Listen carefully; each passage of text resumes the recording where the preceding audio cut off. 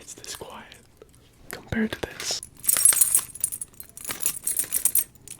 This actually sounds pretty nice. Because I'm a huge fan of the Ridge, they're very good at simplifying what you carry around every single day. If you guys want to check one of these out, go click the link in my description. Go to ridge.com/sub. Use my unique code sub. Get 10% off of one of these guys. Or whatever you would like. Maybe you want a wallet. That's good too. We love the Ridge here on this channel. So go click that link and let's get into the video. Shoo.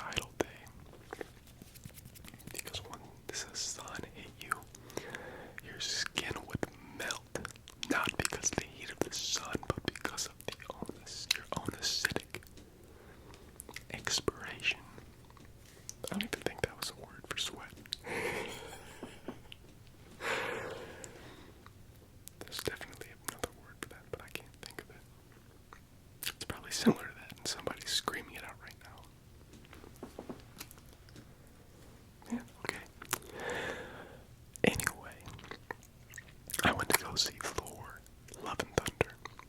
I went to go see Thor, Love and Thunder. And if you know me,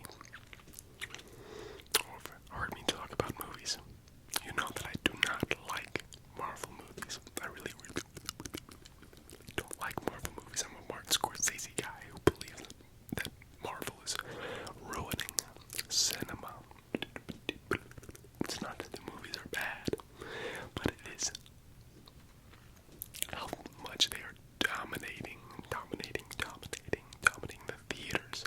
And it is the genre, it is the type of movie that is dominating theaters. I think it is creating this, I would say, shallowing of, or it is, yeah, I think it has shallowed people's love for cinema.